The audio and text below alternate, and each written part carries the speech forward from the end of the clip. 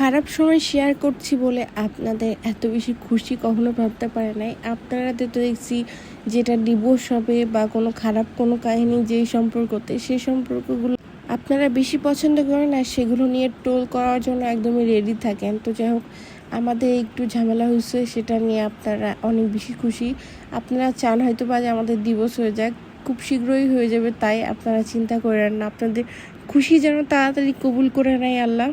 আর divorce হয়ে গেলেই তো আমি ভাইরাল হয়ে যাব, তখন শুধু টাকা ইনকাম করব, আপনারাই সেটা বলেন। হ্যাঁ, সেটাই করব, আপনারা চিন্তা করেন না। ডিভোর্স হয়ে গেলেই ভাইরাল হয়ে যায়, ফটোশ্যুট করবো আর অনেক কিছু করবো, আর তখন আপনারা আমাকে মাথার উপর তুলে নিয়ে নাচবেন, কারণ আমার তো ডিভোর্স হয়ে গেছে।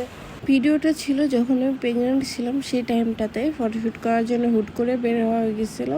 তো আমি তখন কত মাসে প্রেগনেন্ট ছিলাম তোমরা যদি বুঝতে পারো কমেন্টে অবশ্যই জানাও। তো আমরা এদিকে গেছিলাম যে একই রকম ড্রেস পরে শ্যুট করবো, বাট কালারটা অন্য হয়ে গেছে, কারণ আমি তখন একদমই বের হইতাম না বাসা থেকে। আর উৎসকে বলছিলাম যে ড্রেস ম্যাচিং করে নিয়ে আসতে, কিন্তু একদমই সে নিয়ে আসছিলো অন্য কালার, সেজন্য একটু রাগ লাগছিলো। তারপরেও কিছু করার নাই, যেহেতু শ্যুট করা লাগবে, ওই ড্রেসটা পরতে হবে। আর একটু দরাদরি করতে বলছিলো তখন, কিন্তু আমি ওই টাইমটাতে একটু দরাদরি করতে চাচ্ছিলাম না, কারণ ভাবছিলাম যদি বাবুর কিছু হয়। তখনকার আমাদের অনেক কিছুই শ্যুট করা ছিল, সেগুলো শেয়ার একদমই করা হয়েছিল না। এখন শেয়ার করছি কারণ ফোনে অনেক জায়গা লোড হয়ে গেছে, এগুলো আর রাখা যাবে না, ভাবলাম যে শেয়ার করে আপনাদেরকে বলি। আর এই ভিডিওটা করার সময়তে কিন্তু অনেক বিজলি চমকাচ্ছিল আর মেঘ হচ্ছিল। ভাবছিলাম যে বাসায় চলে যাবো, কিন্তু ওরা বলছিল যে আর কয়েকটা পিকচার তুলেই নি। এই ভিডিওটা দেখার পর অনেকেই বলছিল যে রিমুনে প্রেগনেন্ট।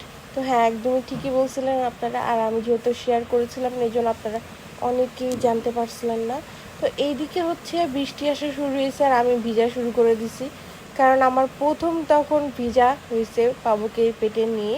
তো এদিকে আমার পিকচার তোলার জন্য ওরা অনেক কষ্ট করছে, ক্যামেরার জন্য না ভিজে, এটাও ট্রাই করছিল ওরা। এই বৃষ্টিতে ভিজা নিয়ে আমার বাসার লোকজনরা অনেক বকাবকি করছিল যে আমি কেন ভিজেছি যদি বাবুর ঠান্ডা লাগে। আজও কি তাই? পেটে যাদের বাবু থাকে তাদেরকে অনেক কিছুই বলা হয় যে এটা করবা না, ওটা করবা না, বাবুর ঠান্ডা লাগবে, আইসক্রিম খাবা না।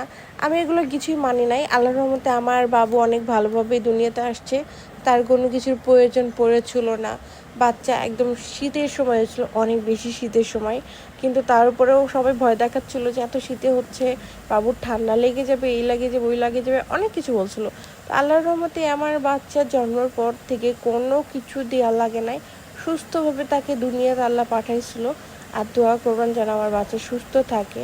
একটা কথা বলবো, আপনারা কোনো কিছু হইলে বাচ্চাকে নিয়ে টেনে কথা বলেন, সে একটা ফেরেশতা, সেই দুনিয়ার কোনো কিছু বোঝে না। আমার মনে হয় না যে আপনারা ওদেরকে কোনো কিছু বলে কিছু হবে, কারণ একটা ছোট বাচ্চার সাথে সবসময় ফেরেশতা থাকে, আর ফেরেশতাদের কোনো ক্ষতি কেউ করতে পারবে না। তো আপনারা বাজে কমেন্ট করে শুধু শুধু আপনাদের টাইমটা নষ্ট করছেন। বাচ্চাটার ফেরেশতার মতনই থাকবে, তার কোনো অভিশাপ বা কোনো কিছু লাগবে না তার। তো যাই হোক, অনেক কিছু বলার ছিল, বলছি না, নেক্সট টাইমে অবশ্যই বলবো।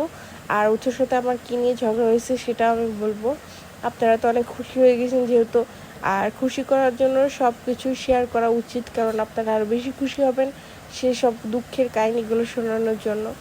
আর আপনারা বলছেন যে উৎস অতীতের জন্য মারছে, আসলে তা না। তো আমি যেহেতু আমার আম্মুর বাসায় আছি, তার জন্য আমি সব কিছু শেয়ার করতে পারছি। তো আরও কিছু শেয়ার করবো অবশ্যই। আপনারা অবশ্যই পেজে ফলো দিয়ে সাথে থাকবেন, তাহলে সব কিছু জানতে পারবেন।